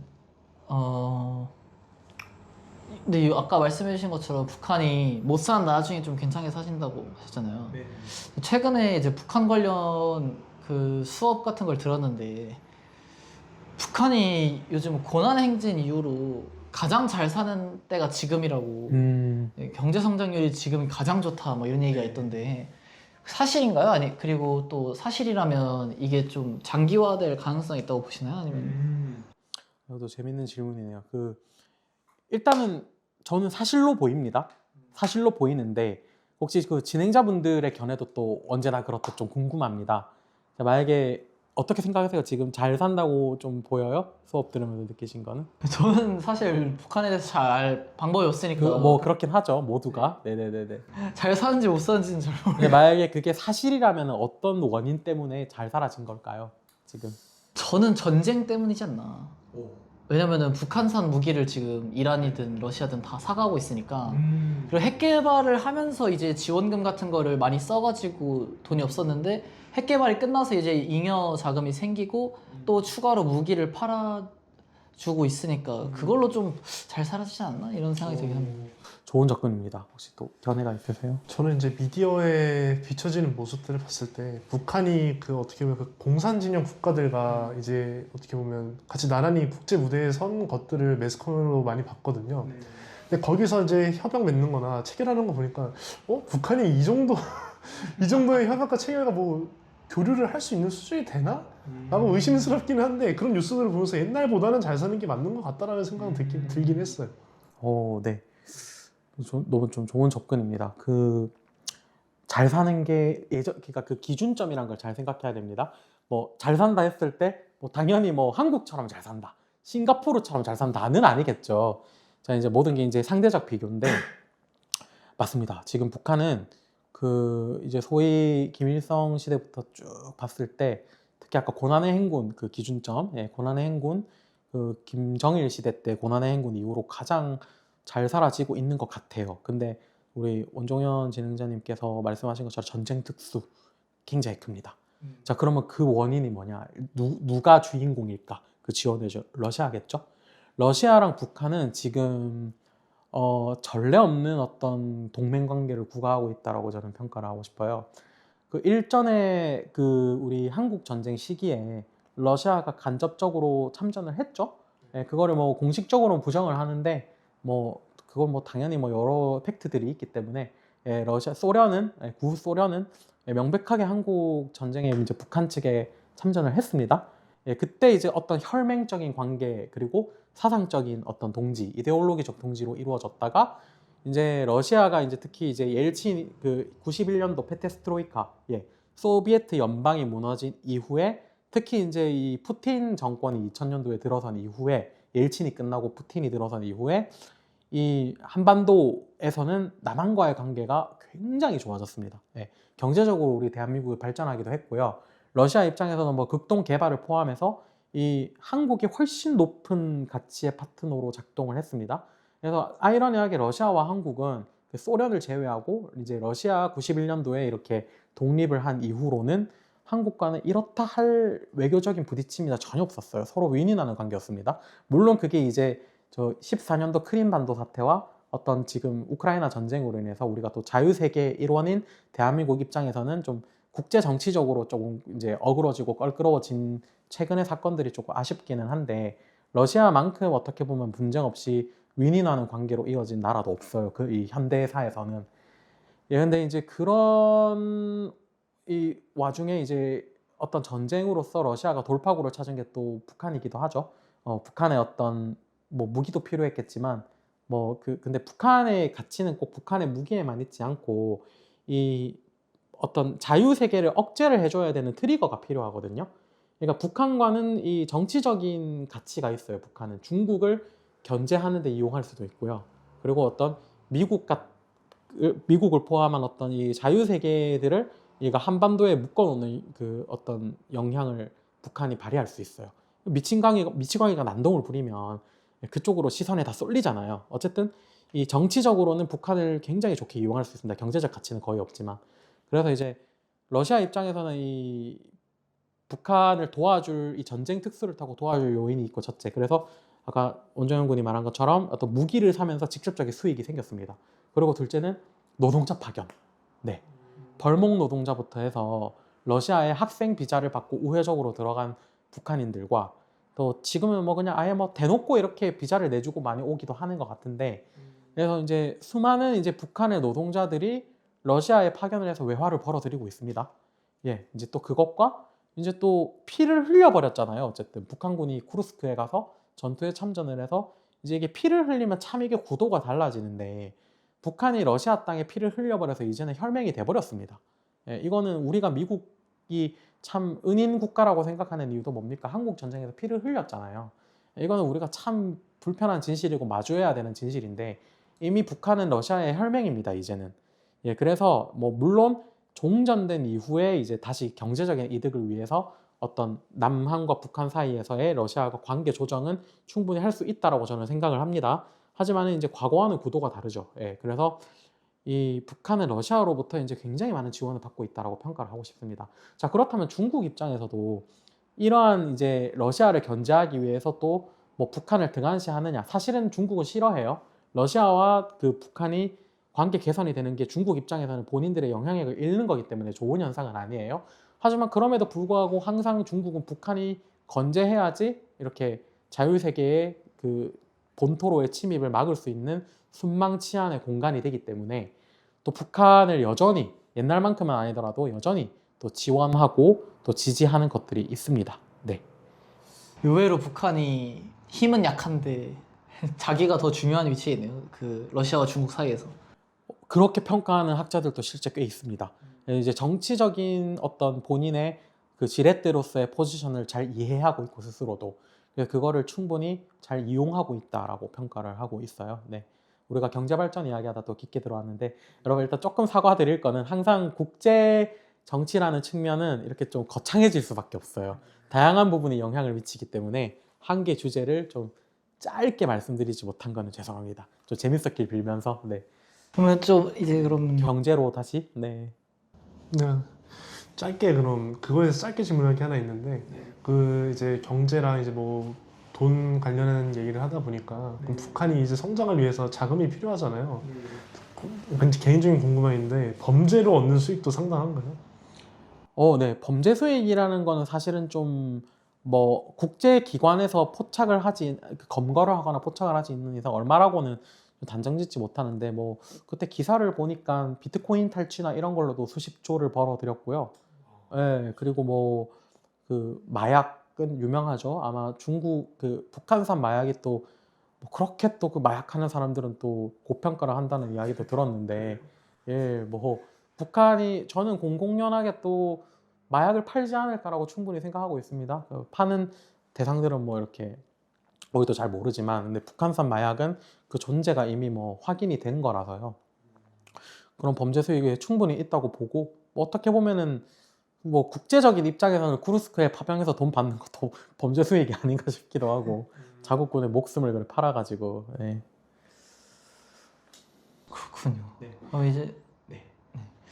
좀 이제 일반인 분들도 좀 궁금해할 만한 영원히 이제 끝나지 않는 떡밥. 북한과 남한이 싸우면은 누가 이기냐? 저는 항상 근데 이런 논쟁들을 볼 때 북한이 당연히 진다, 남한이 당연히 이긴다 이런 얘기들을 할 때 보통 들어보면은 군사력을 가지고 많이 비교를 하잖아요. 근데 제가 알기로는 세계 군사력 비교 같은 거 할 때 그 생화학 무기나 핵무기는 포함이 안 되는 걸로 알고 있거든요. 비대칭 전략. 네. 그래서 저는 걱정되는 게 이제 비대칭 전력을 사용했을 때 대한민국이 지는 시나리오도 있다고 생각을 하는데 혹시 어떻게 생각하시는지 누가 이길 거라고 생각하시나요? 재밌다. 그러니까 이거 근데 이제 또 항상 이 떡밥 물 때는 좀 그런 이야기도 하지 않나요? 이제 뭐 북한과 남한이 이제 1대1 야차롤로 뜨느냐 지원을 받느냐? 그 뭐 미국과 어떤 국제적인 구도로서 또 서로 전쟁을 하느냐 뭐 이거에 따라 조금 나뉜다고 생각을 하는데 야차룰인 걸로. 그러면 남한과 북한만 맞짱을 떴을 때 주한미군 없이. 그러니까 사실 너무 재미없는 결론인데 일단 저는 공멸할 거라고 보고 기본은 뭐 승리자는 없다. 이게 또 한편 너무 당위적인 이야기죠. 뭐 다 부서지고 하니까. 그래서 저는 항상 그 비교를 하는 게 일단 그러면 여기서 또 중요한 게 있어요. 핵무기를 넣느냐 안 넣느냐.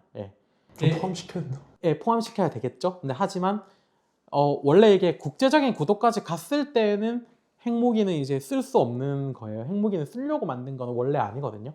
말 그대로 어떤 상호 확증 파괴를 통해서 전쟁을 억제하려고 만든 무기고, 북한도 사실 그거 실전에 사용하려고 그렇게 목을 맨 건 아니에요. 근데 유사시에 너네 건들면 우리 공멸한다, 이런 게 이제 억제력이 중요한 거를 발휘하는데, 근데 야차룰이면 쓰겠죠 이제 다른 그러면 사실 뭐 근데 그렇게 치면은 북한이 이기는 건가? 그 저도 든 생각이 옛날에 이제 ICBM 막 발명하잖아요. 그러니까 만들어가지고 이제 미국한테 너네 껴들면은 너네 본토에 내가 핵 쏜다 하고 야차롤로 맞짱을 뜬다고 가정했을 때, 북한이 먼저 핵으로 선제 타격해가지고 전자기기들을 무력화시키고 생화학무기 팡 퍼뜨리면은 그냥 한국이 지는 거 아닌가요? 만약에 북한의 어떤 전쟁 수행의 목표가 뭐 남한을 점령해서 어떤 진짜 강성 대국을 세우겠다라는 목표면은 이미 말아먹었죠. 화학물 다 뿌리고 이러면 쓸 수 없는 땅이 돼버리기 때문에, 뭐 물론 이제 그냥 군사적인 패배를 안긴다는 측면에서는 저는 좀 사실 좀 두렵기도 한 게, 말 그대로 어떤 이 땅의 주도권을 누군가가 점령해서 뭐 하나의 조선을 만들겠다, 북한 입장에서. 남한 입장에서는 뭐 우리 통일을 해서 이제 통일 한반도를 만들겠다, 이런 게 아니고 군사적인 굴복만 두고 본다면 뭐 사실 화학 무기가 엄청나거든요. 핵도 있죠. 그러면은 북한이 이긴다고 표현하면 그런데, 북한도 충분히 남한한테 군사적 굴복을 안겨줄 수 있다고 저는 생각을 해요.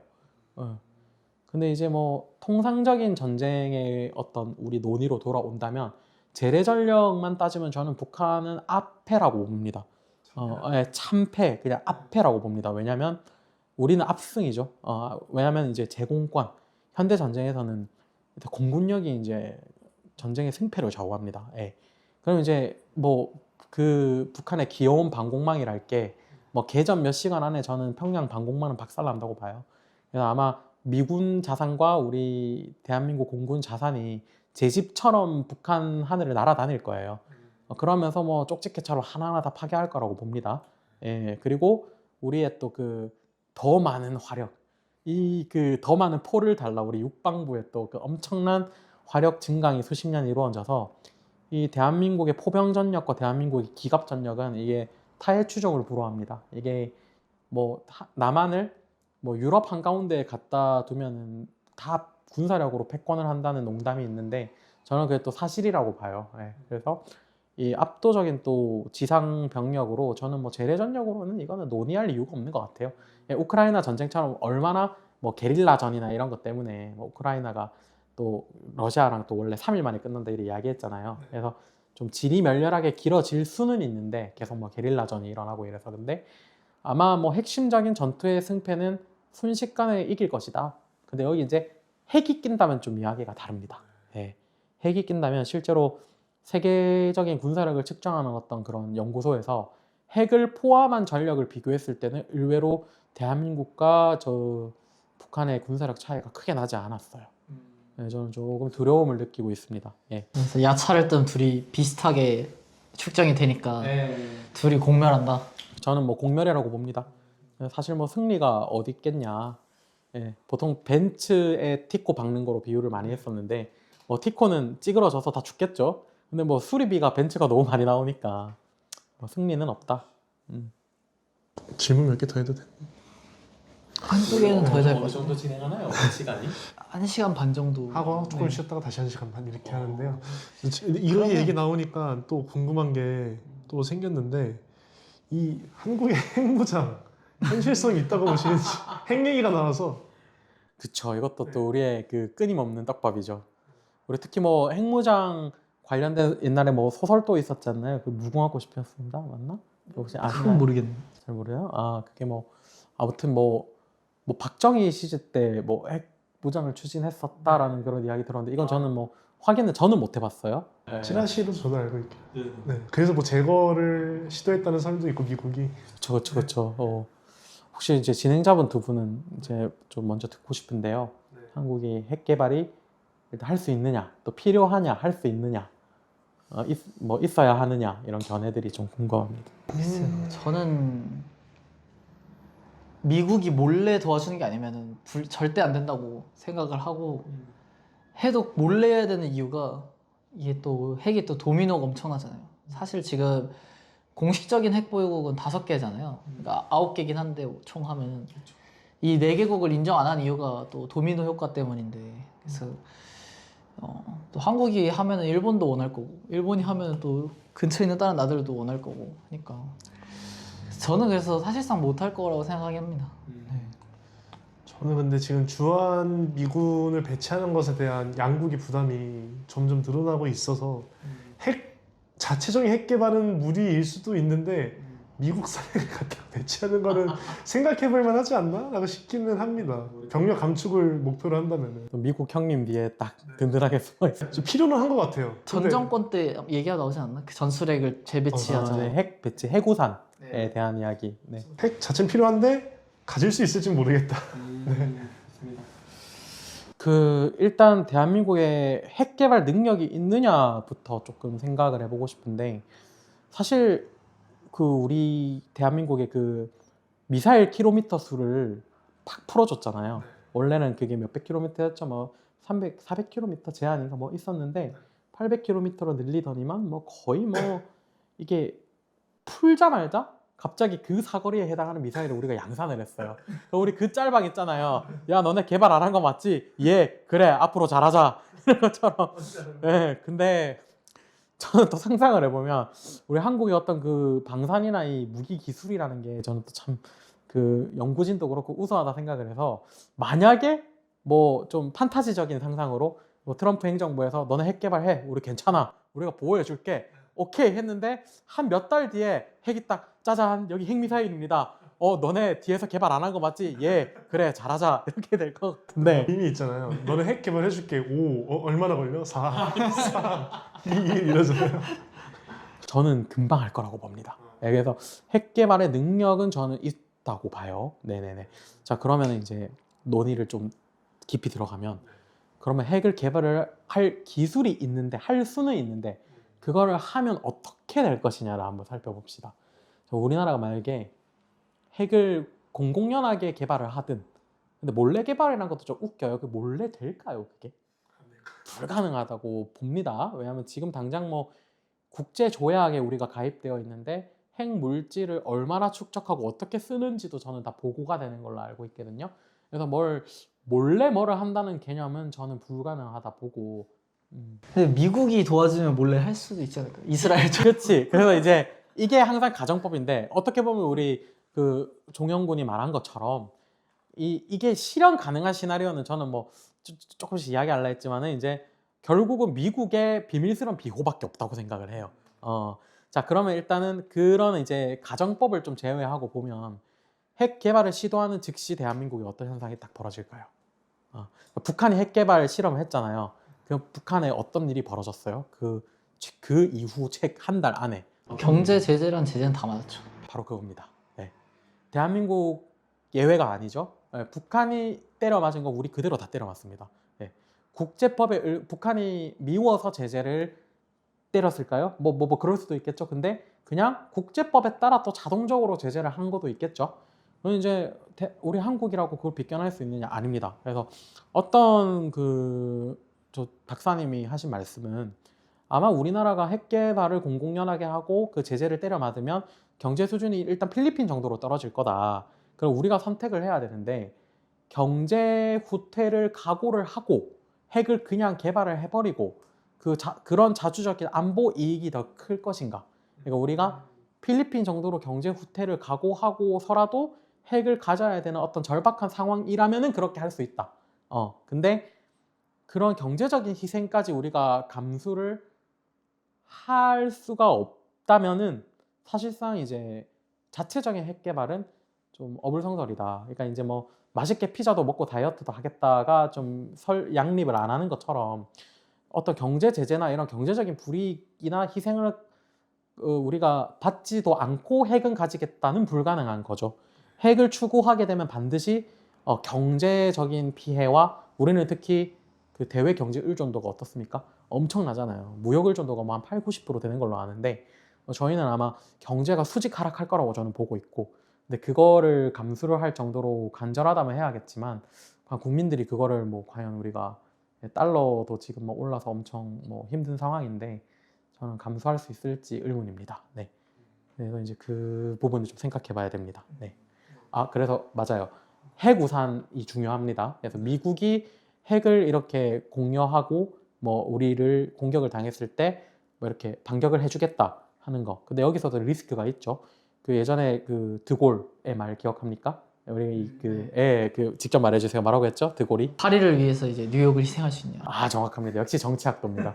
예, 그 드골이 그런 이야기를 했습니다. 너네가 저기 파리를 위해서 너네 그 워싱턴 DC 워싱턴이었나요? 그 어딘지는 모르겠어요. 뭐라 하면 하겠죠. 뭐 어디겠지. 어쨌든 미국 졸라리 큰 도시를 희생할 수 있느냐. 동일하게 서울을 위해서 워싱턴 DC를 희생할 수 있느냐. 이 드골의 이야기는 뭐냐면 너네들이 진짜 우리를 위해서 핵 반격을 해줄 수 있냐. 그거는 미국 국내 정치적인 지적입니다. 너네 그 베트남 전도 여러분 생각해 보십시오. 그 미국 국민들의 국내적 여론으로 인해서 그 미군을 빼야 됐었잖아요. 결국은 어떻게 보면 뭐 패전을 한 거라면 패전을 한 거잖아요. 동일합니다. 그 핵을 딱 쏠라고 해. 근데 이제 이 미국 국내 여론이 4억의 미국인들이 야 너네 그거 핵 때리면은 북한이 저거 대도시에다가 핵 쏠 건데 미쳤냐. 우리가 왜 그 서울을 살리겠다고 우리가 핵미사일을 대신 쏴주냐 하지 말자고 했을 때 과연 미국 행정부가 핵우산을 제공해 줄 수 있을까요? 이게 지금 굉장히 풀리지 않는 논쟁입니다. 예, 그래서 뭐 맞습니다. 저는 가장 보수적인으로 안전한 방법은 미국의 핵우산이라고 생각을 해요. 중요하다고 생각합니다. 여전히. 근데 이제 정치적으로 미국의 국내 정치적인 영향 때문에 핵우산이 작동을 하지 않으면 어쩌지라는 두려움이 있습니다. 저는. 예, 굉장히 애매하죠. 모든 거 가정법으로 이루어져 있기 때문에.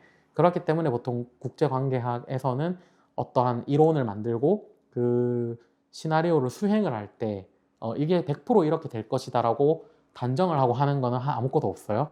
그래도 이것이 좀 더 가깝지 않을까 라고 단정을 하고 어떤 정책을 하는 건데 그런 입장에서 저는 뭐 경제적인 혜택을 우리는 경제적인 공격을 제재를 감당할 수 없다. 대한민국은 자체 핵무장은 뭐 만약에 하려면 하셔라. 대신에 경제 후퇴를 각오해야 된다. 나도 너무 핵 있으면 좋겠어요. 우리나라가. 근데 그런데 그러면 현실적으로 봤을 때는 미국의 핵우산이 중요하다. 근데 이제 여기서 아까 말한 것처럼 핵우산이 실제로 작동하냐 안 하냐는 그때 돼서는 장담할 수는 없다. 예, 그렇습니다. 저는 북한이면 작동할 것 같고 중국이면 작동 안 할 것 같아요. 핵우산이. 왜냐면은 북한은 핵무기가 지금 뭐 기관마다 다른데 보통 50개 정도 갖고 있다고 맞아요. 조사를 하잖아요. 네. 그래서 북한의 미사일 기술이 일단 그렇게 고도화되지도 않았고 50개밖에 없어서 사실 미국의 방공만으로 충분히 방어를 할 수 있는 수준이라고 생각해서 북한까지는 이제 막아줄 수 있을 것 같은데 만약에 중국과 사이가 안 좋아졌다면 핵우산은 작동 안 할 것 같아요. 중국 핵무기는 또 이제 완전히 다른 차원이기 때문에 진짜로 이제 미국의 큰 도시가 날아갈 수도 있지 않나 싶어요. 북한의 이격 능력, 세컨드 스트라이크 능력은 믿습니까? 보통 그 SLBM 이런 거 아시죠? 예, 그런 거를 만드는 이유를 아시죠? 뭐냐면은 핵심적인 핵 시설이나 중앙 어떤 군사 시설이 타격을 받았을 때 바로 보복을 할 수 있도록 이제 그 잠수함 발사 미사일이나 이런 거 만드는 거거든요. 예, 그렇게 되면 예를 들어 평양을 공격당했다. 핵으로 공격당했다. 그러면 얘네들이 어딘가에 있는 잠수함에서 미국으로 핵을 쏘겠죠. 네, 어쨌든 네 기술적인 거는 그렇다 치고 그것도 이제 미국이 다 북한 수준은 대비할 수 있지 않을까 싶긴 해요. 왜냐면 예전에 냉전 때도 소련이랑 미국이랑 서로 숨겨져 있는 잠수함 찾으려고 막 몰래 서로 다녔잖아요. 그래서 미국 정도 정보력이랑 기술이면 북한의 잠수함은 이미 다 알고 있지 않을까요? 라는 생각이 듭니다. 뭐 동의를 하면서도 그래도 이제 한 가지 좀 생각거리를 던져드리면 그 우리가 이거는 위협 인식이라고 하거든요. 위협 인식. 같은 핵이지만 북한의 핵은 뭐 아까 말씀하신 것처럼 50발이 있어요. 근데 그 50발을 우리는 어떻게 받아들이고 있어요? 굉장히 큰 위협으로 받아들이고 있잖아요. 그러면 러시아의 수천 발의 핵미사일을 우리가 왜 위협으로 받아들이지 않죠? 미국이 수천 발의 핵이 있는데 왜 위협으로 받아들이지 않죠? 중국이 300발, 400발, 뭐 1000발 되나?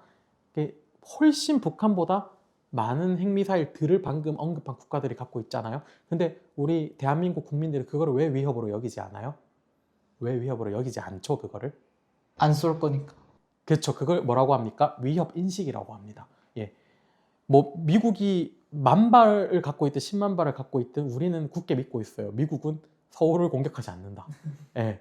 근데 이거는 위협 인식인 겁니다. 자, 그러면 거꾸로 북한의 50발의 핵을 굉장히 우리는 두려워하고 있습니다. 실제로 두려워요. 우리는 이 중심이 좁고 한반도가 이렇게 좁기 때문에. 근데 자, 이 위협 인식이라는 단어를 기억하시고 미국 국민은 어떻게 느낄까요? 이 북한 핵에 대해서. 이거는 생각해 본 적 없는데요. 맞습니다. 미국 국민 입장에서 북한의 핵 별로 위협 안 느낄 것 같은데. 그럴까요? 중국을 더 무서워하지 않을까? 아닌가? 뭐 이거야 뭐 물론 우리가 또 미국 국민의 그걸 모르니까. 근데 이제 방금 말했던 전제로 본다면은 만약에 우리가 왜냐면 우리가 실제 있는 이야기를 하는 게 아니기 때문에 이제 시나리오잖아요. 근데 만약에 뭐 실제로 분쟁이 이렇게 커지고 어떤 이게 포커스가 이제 북한과 어떤 한반도의 분쟁과 거기에 이제 빨려 들어오는 어떤 미국 이런 전쟁의 구도가 실제로 형성이 되고 있다라고 가정을 하면 당연히 이제 잊고 있던 위협 인식이 충분히 미국인들이 생길 수 있습니다. 지금이야 신경도 안 쓰지만 분쟁 당사국이 돼버리면 거기 우리가 이렇게 눈이 획 돌아가잖아요. 네, 그런 것처럼 저는 뭐 장담할 수 없지만 그러한 어떤 위협 인식 때문에 적어도 미국인들의 여론이 우리가 저 한반도를 위해서 50발인지 100발인지 뭐 비교적 적긴 하지만 뭐 미국인들이 그런 거 잘 모르죠. 뭐 일부 미국인들은 뭐 초코 우유가 황소에서 나온다고 믿는 그런 굉장히 또 그 교육 수준에 대한 의문을 표현하는 그런 게 있는데 또 이제 똑똑한 미국인 또 당연히 많습니다. 하지만 또 충분히 정보를 가지지 못한 미국인도 많기 때문에 우리도 그렇죠. 정치적인 이야기하면은 뭐 팩트가 판치는 것보다는 굉장히 감정과 구호가 판치잖아요. 그런 것들이 어떻게 보면 인식인데 그런 이제 일반적인 미국 국민들이 위협 인식을 느껴서 어떤 그 워싱턴 이제 우리 백악관에다가 펜타곤에다가 그런 요청을 할 수는 있죠. 우리는 두렵다. 왜 한반도에다 우리가 핵을 공유해 줘야 되냐, 쏴 줘야 되냐, 우리가 반격받으면 어떻게 하냐, 라는 그런 인식 하나로도 충분히 이제 어떤 주저할 수가 있습니다. 예. 위협 인식을 잘 생각해 볼 필요가 있다. 마지막으로 딱 하나만 여쭤보고 일부 마무리한 다음에 좀 쉬고 2부 하겠습니다. 마지막 북한의 핵 제거 가능성, 핵을 포기할 가능성이 있는가? 사실 뭐 저는 뭐 거의 없다고 생각이 하는데 이제 물을 의미가 있을 정도로. 왜냐면은 우크라이나 핵 포기했다 어떻게 됐습니까? 침공당했고 마찬가지로 이란 2016년에 오바마랑 핵 포기했다가 어떻게 했습니까? 지금 또 때려맞고 있죠. 사실 뭐 안 할 것이 자명한 사실인 것 같은데 그래도 뭐 아직도 희망을 갖고 있는 계신 분들도 있으니까 혹시 어떻게 생각하시는지 궁금합니다. 혹시 어떻게 생각하세요? 그러니까 비핵화를 외칠 수는 밖에 없는데, 그러니까 대외상으로는 동결이 한계라고 생각합니다. 핵 동결. 맞습니다. 저도 동의하고요. 비핵화를 주장하는 목소리는 계속 있어야 된다 봅니다. 그건 이제 그 자기장을 형성은 해놔야 돼요. 우리가 뭐 사실 화학적인 통일이 불가능하다고 다들 되게 느끼지만 여전히 어떤 뭐 그 통일에 대한 목소리 자체는 또 의미가 없지는 않아요. 그런 자기장이 형성돼 있는 거는 그것 이제 뭐 그런 건데 이제 그래서 비핵화는 그렇습니다. 결론부터 말하면 저도 어려울 거라고 봅니다. 아마 안 없앨 거고 북한이 이 핵을 생각하고 있는 그 엄청 진중한 마음들을 몇 개 살펴보면 이해할 수가 있어요. 자, 첫째, 북한은 그 김정은 레짐 정권은 이 핵에 대해서 어떤 입법을 했습니다. 핵에 대한 법이 있어요. 첫째는 헌법에다가 핵이 명기되어 있습니다. 여러분, 헌법이라는 거는 사실 그 국채 그 자체잖아요. 물론 이제 북한은 그 당 강령이라고 또 상위적으로 작동한다라고 여겨지는 어떤 당의 법도 있지만, 당 강령이 있지만, 어쨌든 이 북한의 풀네임 표현으로 뭐 조선민주주의인민공화국 헌법이 있지 않습니까? 이제 거기에 이제 그 김정은의 공식적인 직함이 뭡니까? 이제 국무위원장이잖아요. 그거는 이제 뭐냐면은 당에서는 총비서라고 불립니다. 당의 직책이 있고 그 다음에 그 북한 정부의 직함이 국무위원장 뭐 일종의 대통령이라고 보면 되는 거거든요. 대외적으로는 자기가 국무위원장이라고 이렇게 밝히고 그렇게 이야기를 합니다. 나 총비서입니다 말을 안 하죠. 국무위원장이라고 하죠. 그만큼 북한은 그 헌법에 대한 가치도 이전 정권보다는 조금 더 어쨌든 자기들 나름대로의 정상 국가를 꿈꾸고 있습니다. 걔네들도 정상 국가라면 뭐 자유민주주의처럼 되진 않겠지만 이 공산주의와 사회주의도 자기들 나름대로의 어떤 스탠다드가 있거든요. 뭐 북한보다는 중국식 공산주의가 그쪽 세계에서는 좀 스탠다드 아니겠어요? 예, 그것처럼 국가의 헌법이 예전에는 뭐 크게 선언적인 의미에 그쳤지만 지금은 북한도 어떤 헌법을 또 끊임없이 또 잘 수정을 하려고 하고 있고 그리고 이제 그 시스템대로 돌아가려고 나름의 노력을 하고 있는데 뭐 헌법에 핵이 명기가 돼 있어요. 엄청나게 그 국채의 표본으로 삼고 있습니다. 이 핵이라는 거는 이제 단순히 무기가 아니고 자존심이고 우리 국가를 지탱하는 어떤 하나의 큰 랜드마크고 예, 이거를 사용을 하든 안 하든은 더 이상 중요하지 않아. 이 핵 자체가 인민들한테 가져다주는 그 어떤 명예심. 야, 우리 강성대국이다. 우리는 핵을 가지고 있다. 그리고 이제 김정은은 세습 정당성이 부족한 거 아시죠? 이제 들어보셨나요? 김정은은 그 백두 혈통이 이제 섞였어요. 예. 예. 예를 들어 김일성이 있고 그다음에 김정일이 있잖아요. 근데 김정은의 엄마는 김정일의 그 첩, 째포라고 불리는 제일 동포거든요. 자기 엄마는 이제 그 김정일의 첩이었어요. 근데 이 제일 교포라는 거는 북한에서 소위 말하는 동료계층이에요. 적대계층, 동료계층 사이에 아주 천한 신분인데 뭐 그 김정일의 눈에 들어가지고 세 번째 첩이 됐고 그 사이에서 태어난 게 김정은인데 이 김정은이 그렇게 이제 야욕도 있고 이러니까 어떻게 해서 이제 세 번째 수령으로 됐습니다. 근데 그럼으로써 백두혈통은 지금 이미 혼탁해졌어요. 그거를 본인이 알아, 김정은이. 그래서 계속 하고 있는 게 선대의 어떤 업적을 조금 폄하하는 발언도 하고 그리고 뭐 태양절이나 광명성절이라는 어떤 선대의 어떤 그 행사들을 무슨 뭐 4.19절 맞나? 날짜가? 어쨌든 그런 식으로 좀 폄하해서 부르기도 해요. 근데 그런 것들이 선대를 빛낼수록 어떤 이제 본인의 어떤 혈통이 드러나기 때문에 그거에 대해서 좀 부끄러움이 있거든요. 그럼 그거를 보완하려고 걔가 그렇게나 핵실험에 진심을 다한 겁니다. 김정은 레짐이 들어선 이후에 그 6회, 7회 했나요? 어쨌든 그 핵실험의 60% 이상이 김정은 레짐 때 다 이루어집니다. 예. 그리고 김정은 정권 때, 이 김정은 레짐 때 이 핵이 거의 또 완성이 되고 양산이 됐습니다. 그래서 이 김정은한테도 핵은 이 하나의 자신의 성과 정당성이에요. 백두혈통에서 조금 섞여버린 잡종혈통인 김정은은 본인의 정당성을 핵에서 찾습니다. 또. 예. 그래서 이거 핵이라는 거는 포기를 할 수가 없는 국채 그 자체고 자존심 그 자체다. 그래서 북한은 포기하지 않을 것이다. 그래서 핵을 어떻게 관리할 것이냐. 그리고 이제 적대적인 입장에서는 또 저 핵을 어떻게 대응할 것이냐가 문제인 거지. 뭐 북한한테 사실은 뭐 핵을 없애자 이거를 구호적으로도 외쳐야겠지만 실현 가능성은 굉장히 낮다고 봅니다. 네.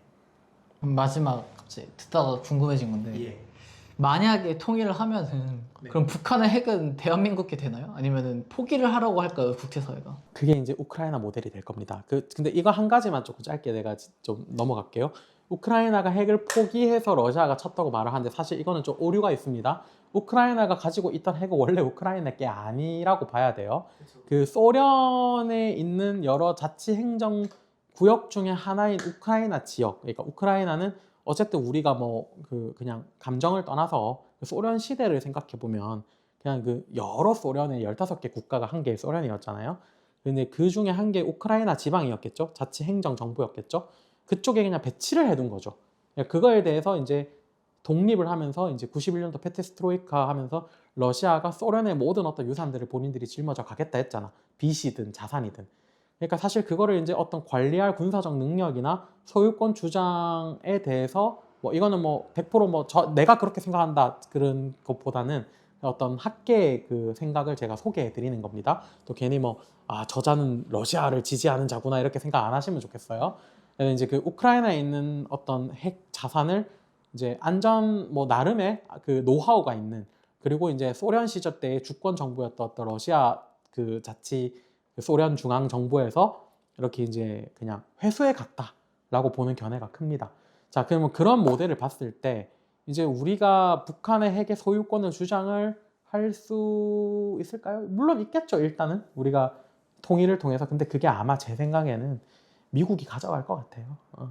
미국이 됐든 중국도 반대할 거고, 한반도에 핵이 있는 걸. 그리고 그러니까 어느 국가가 찬성하겠어요? 일본도 반대할 거고, 우리나라 빼고는 다 반대예요. 그럼 우리가 어떤 정치적 협상력을 가지고 방어할 수도 있겠지만 그거를 제거하는 게 아마 실익이 더 크다고 판단을 해서 자체적인 실익을 위해서든 주변 강대국의 압박에 의해서든 아마 회수해 갈 확률이 큽니다. 우크라이나도 회수해 갔고요. 그리고 지금 또 뭐 카자흐스탄이나 이런 데도 수많은 핵실험 그 어떤 장소들이 있었고, 그 이제 구스령 국가 중 하나죠. 카자흐스탄도 핵 배치도 또 이렇게 돼 있었어요. 그런 것들 뭐 지금 카자흐스탄에 핵 가졌다는 소리 들어보셨습니까? 네, 거기서 싹 걷어갔어요. 그래서 아마 핵을 저는 미국이든 뭐 강대국들의 동의에 의해서 서로 간에 또 어떤 생각에 의해서 아마 회수해 갈 거라고 생각을 합니다. 네.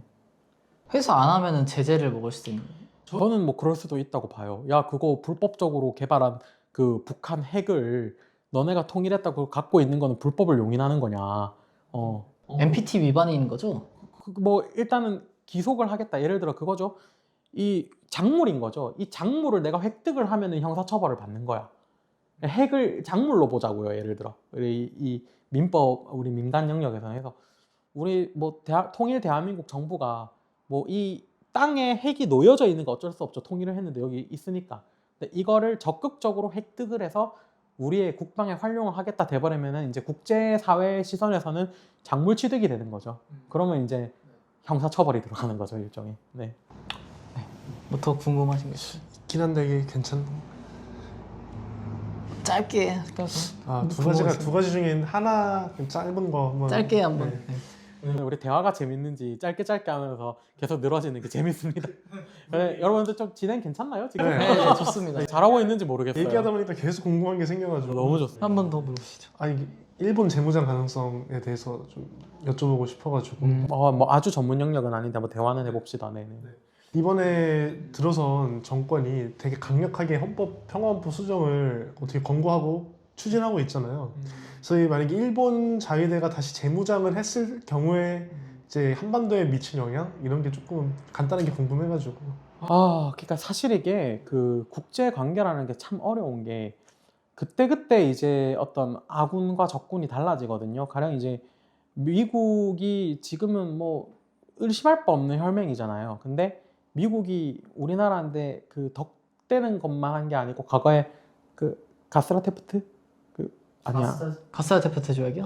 있고 그 또 어쨌든 미국이 이 한반도 이제 대한민국은 아니지만 과거의 어떤 그 대한제국이라든지 뭐 조선이라든지 이렇게 역사적으로 살펴봤을 때 뭐 이 현대의 산물인 거죠. 우리 한미 동맹은 이 현대사의 산물인 거고 저도 이제 중요하다 생각합니다. 저는 여전히 좀 트럼프가 영 좀 못 믿어오는 행동을 하더라도 여전히 저는 이 한미 동맹 지지하고요. 굉장히 중요하다 생각을 합니다.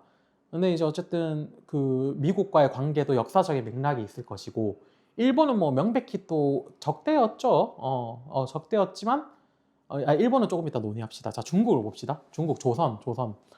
우리가 뭐 4대 외교를 여러분들 혹시 뭐 쉽게 폄하할 수 있나요? 4대 외교 과거에 뭐 조선시대부터 했던 그런 중국에 뭐 물론 지금의 현대적 중국은 아니죠. 뭐 청나라도 있고 뭐 이래 했는데 우리가 여러분들 4대 외교를 했지 않습니까? 근데 그게 우리가 생존을 위한 어떤 전략이었지 않습니까?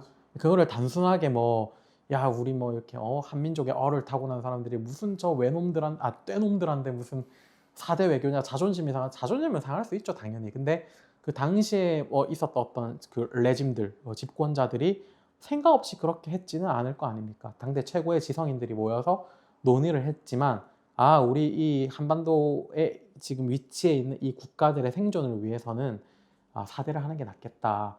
이제 그래서 이제 그때 적어도 4대를 하고 있던 당시에 그 고대 중국 국가들과 이 당시에 한반도에 위치해 있던 우리 고대 한반도 국가들은 그러면 좋은 관계라고 할 수 있지 않겠습니까? 4대를 했지만 외교를 하니까 서로 그렇죠. 어떻게 보면 뭐 선배, 후배, 뭐 아버지, 아들, 뭐 그런 뭐 제후국가 뭐 이런 식으로 포지션을 취하지 않았습니까? 근데 그게 지금은 중국은 뭐 어때요? 사실은 좀 잠재 적대국이라고 불러도 어색하지 않을 만큼 좀 위협이 있는 국가지 않습니까? 그런 맥락에서 이게 시대마다 달라지거든요. 자, 일본은 어때요? 일본에 대한 감정은 어때요, 여러분들? 저는 뭐 딱히 그렇죠. 굉장히 또 우리 그 저희는 뭐 다 성향이 비슷. 굉장히 또 보수주의, 자유주의 청년답습니다. 악감정 없습니다. 악감정 없습니다. 예. 뭐 예를 들어 뭐 그래요. 조금 뭐 역사 이야기를 해봅시다. 뭐 그러면은 그 일제 강점기나 역사 때문에 어떤 역사적 악감정을 가진 사람들에 대해서 뭐 동의는 자유의 영역이지만 그냥 이렇게 지적으로 이해는 할 수 있죠, 우리가. 나도 이해는 할 수 있고 그렇거든요. 근데 이게 사실 우리 이런 훌륭한 또 보수 지성인 청년들께서는 저도 뭐 밝혔다시피 좀 자유주의, 자유시장을 옹호하는 입장이지만 그 일본의 현재 가치와 이제 그런 감정적인 거를 또 배제하는 게 사실 입장 아닙니까? 그죠? 예. 그래서 저는 지금은 이 화약고 같은 동북아에서 사실 지금 미국을 제외하면 제일 믿을 만한 구석은 일본밖에 없다고 생각을 해요. 일본의 전략가들도 그걸 알고 있어요. 북한 견제를 위해서든 중국 견제를 위해서든 우리가 결국 비상 상황이 터졌을 때는 어떤 서로 어깨를 걸고 노력을 하고 실질적인 의미 있는 도움을 줄 수 있는 거는 한국밖에 없다. 우리 입장에서도 일본이 지금 자위대가 생각보다 강력한 거 아시죠? 생각보다 전력이 우수합니다. 근데 그거를 좀 더 강력하게 이제 군대화 시키고자 하는 야욕이 있는 건데, 예, 저도 좀 미묘한 입장입니다. 일본 뭐 얼마 전에도 뭐 또 독도는 우리 땅이라고 갑자기 또 인마들이 약을 먹었는지 갑자기 이상한 이야기를 하는데, 이게 참 어려운 문제인 거는 알아요. 어떤 한 개 개체를 두고 모든 걸 분리해서 보는 게 어려운 건 아닌데, 예를 들어 뭐 종현이 참 제가 또 사랑하고 똑똑한 동생이에요. 근데 뭐 종현이도 장점도 있죠. 또 단점도 있겠죠. 저도 그렇고. 이제 참 그게 미묘하게 분리해서 사람을 본다는 게 그런 건데, 그래도 그렇게 해야 되지 않겠어요? 네네네. 그래서 일본도 어떤 다양한 감정들이 존재하지만 저는 그 안보적 가치라든지 지금의 2026년도 기준으로 어떤 이 위험한 대외적인 환경을 대응하는 데 있어서는 사실 일본만한 우방도 없다고 생각을 해요. 네. 그래서 좀 미묘하지만 일본이 군사력을 늘린다. 그게 이제 미래적인 가치로 한반도를 다시 재침략할 가능성이 있느냐라고 한다면 솔직히 말해서 저는 굉장히 희박하다 생각을 해요. 무슨 뭐 시대가 어느 때인데 일본이 조선을 정벌해가지고 뭐를 합니까? 예, 지금 뭐 LPG, LNG 유조선과 뭐 20만 톤짜리 무역선이 다니는 시대에 저는 그거는 굉장히 감정적인 이야기라 보고요. 그래서 이게 좀 입에 솔직히 달라붙진 않아요. 일본이 군대가 부활이 돼서 강력한 군대를 가진다라는 게 저도 이 몸에 한국인의 피가 흐르다 보니까 뭔가 두리안을 먹을 때 느끼는 그 이상한 메스꺼움. 이 두리안이 과일의 왕이라고는 하는데 건강한 것도 알겠어. 근데 그 가스 냄새, 토한 냄새 그게 그런 이 독이라는 입장이에요. 이게 일본의 어떤 재무장이 불편해요. 저는 불편하고 그런데 일본 자체가 어떤 국방력을 강하게 갖추는 것이 우리 한반도에 불리하느냐는 다른 문제인 것 같아요. 네. 근데 그건 있습니다. 영원한 우방이 없다라고 제가 말을 했기 때문에 여전히 일본의 자위대가 만약에 좀 병력을 강화시킨다면 잘 비교를 해보고 일본이 강화하는 것만큼 우리가 북한만 견제할 게 아니고 내재적으로는 일본이 강화하는 그 군사 수준만큼 우리도 또 동시에 몰래 강화를 해야 될 필요가 있습니다. 일본은 잠재적으로 계속 견제를 해가는 우방이 돼야 되는 거겠죠? 역사를 본다면. 네. 좋습니다. 오늘 아주 훌륭한 인사이트를 공유해 주셔가지고 오늘 권위주의 특집이라고 부를 수 있겠죠, 뭐 거의. 네. 전문가 모시고 한번 얘기해봤는데 저희는 이제 잠깐 쉬었다가 2부 또 재밌는 주제로 한번 이야기해 보도록 하겠습니다.